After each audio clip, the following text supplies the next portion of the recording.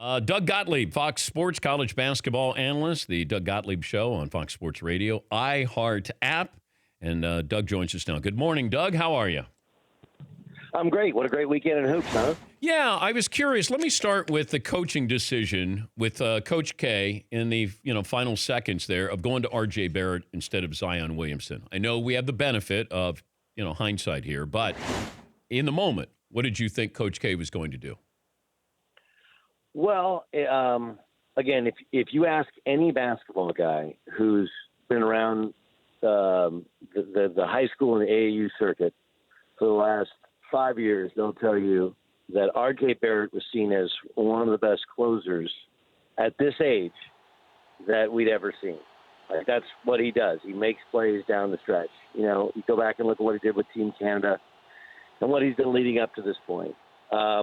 I also think, I don't know necessarily if it was to go to, like, what they basically ran was they tried to get the ball to Zion and spread out and let him go one-on-one. And if he couldn't get past his man, he passed to RJ, and then RJ would try and do the same thing. And they had spacing issues because they just don't have enough shooting. So I don't know if it was specifically, hey, we're going to RJ, ISO, everybody out of the way, a la Michael Jordan when he first got in the NBA. But I would tell you that, RJ missed a free throw.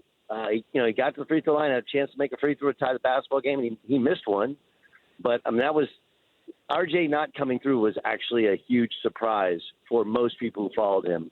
His game is not perfect, but he's a hell of a player and a great competitor, and one that's seen as a great closer. Where would you put Zion this one-and-done year as far as exciting college basketball players? Exciting college basketball players. Exciting? Yeah. I can't think of anything more exciting than watching it. And I've my entire life, I've watched this tournament, and my entire professional life after 2.5 years of professional basketball has been covering this sport. I've never been more excited because it's a combination of things, right? It's the jaw-dropping athleticism at both ends. Like most kids, when they're freshmen, it's like they play like the court's tilted. Where you're running forwards, they're great. They're backwards, you're like, I just do that to make ends meet. But there was a play he made in the Sweet 16 where his knees kind of got buckled in transition trying to guard the ball, and he was beaten, and then he recovered and blocked the shot. I'm like, dude, it's unbelievable. So in terms of excitement, and then you could kind of feel like you watched him improving as you watched him play more games. Yeah. Like if you watched him at the start of the year, he was good, but he's getting more comfortable shooting the basketball. He's getting more comfortable in terms of how he handles the ball in the perimeter against different types of pressure defenses. He's obviously a very, very active and athletic post player.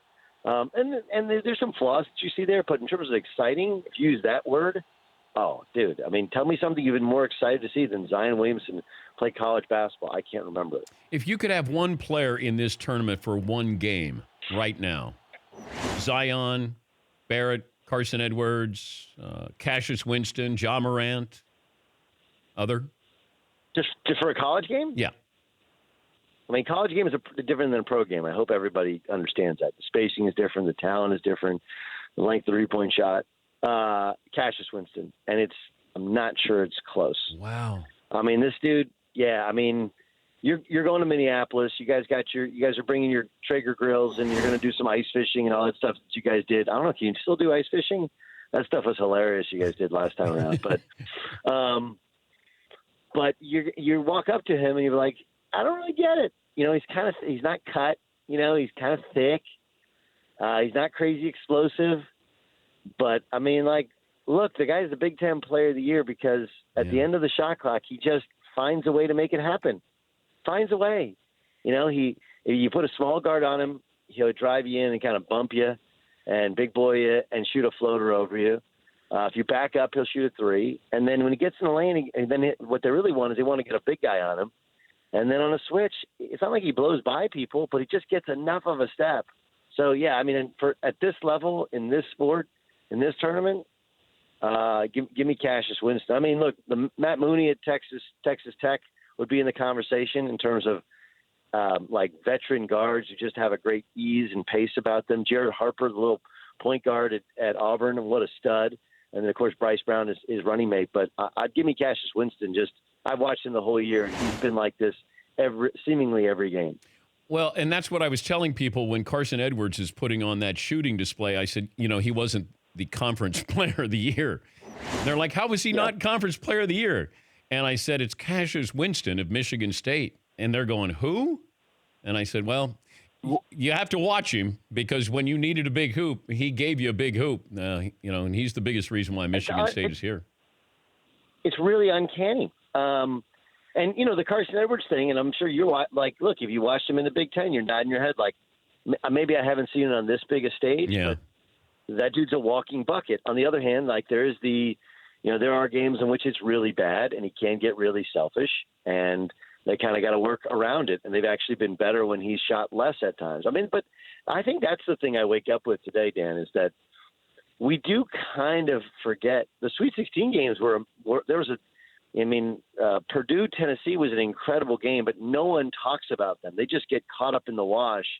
And some of it is because of timing, it's sports radio on a Monday, and then the Elite Eight games a day later. And some of it is because they're just, these Elite Eight games I don't know if any one game was better than all the rest, but I can't think of a weekend which we had 4 games that were that close. Look, Tony Bennett goes from not making the Final Four, where Purdue fouls up 3, 5 point whatever seconds to go, to sending it into overtime. In the series of things that have to go your way, when you get fouled down 3 points, like they all went the way of Virginia, and then they still had to go win the game in overtime. So what a weekend. What do you think Zion Williamson's doing today? I think he's probably waking up super sore, super sad, wish he was still playing. What do you mean in terms of, you think he's packing his stuff? Yeah. Do you think he's going to class? I don't know. I'd love to know. I remember I was covering Karl Anthony Towns. I did Kentucky's last home game when they went undefeated in the regular season that year. It was a couple years ago, right? And I remember Karl Anthony Towns, he had a game on like a Tuesday or whatever, and then I rolled in maybe on a Thursday, and they're like, yeah, he went to class on Wednesday. First, all the girls are at class, so if you want to meet the girls, that's where you go. I don't – it's not like class is going to kill you. And plus you want to leave in good academic standing. But I also don't know if Duke's on spring break or whatever. I don't know. I'm interested to find out. I'm sure social media will tell us. I'm sure some of those guys, they think of themselves as professionals. They got to pack their stuff, and they're out. The Kentucky guys, I'm sure there's several guys like that, but not all of them are built that way, and some of them actually think that let me finish up strong. I only have till May, and I can still get my workouts in. The idea that you somehow, like, there's some workout coach that's going to fix you and change you and make you better no, it's not. Like, go to class, go to your workouts. If you have a private workout guy, work it out with the coach, and he'll come work you out in the facility. That's the way it works. You going to be in Minneapolis? We're going to see you? Yeah.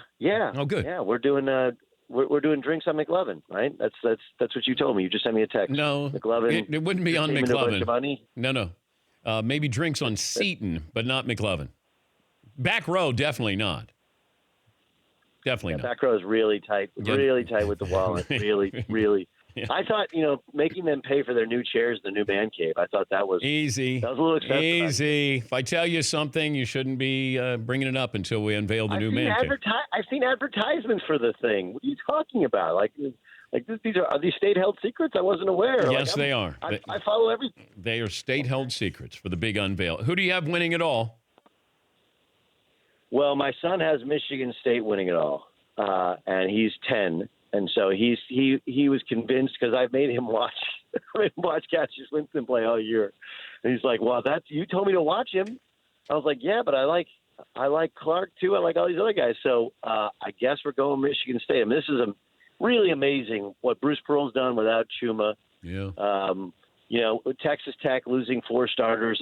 I'm telling you, you can appreciate this.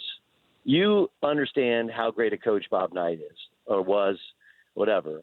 And because he went to ESPN too late in his career, because he became kind of a grumpy old man and kind of a caricature of himself. I do think Chris Beard is the living embodiment of his coaching principles.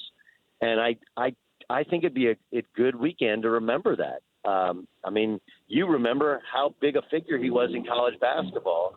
I mean, look, Mike Krzyzewski is a Bob Knight disciple. Yeah. And everybody kind of forgets all of that because, well, you know, why he got fired at IU and how he ended his career. But Chris Beard is a good coach I've ever seen draw him up. And, of course, he's going against Izzo, who's right there in that conversation. Thank you, Doug. See you in a couple of days. All right, brother. That's Doug Gottlieb, Fox Sports, the Doug Gottlieb Show. For more Dan Patrick Show, tune to Audience Channel 239 on DirecTV or download the Dan Patrick Show app.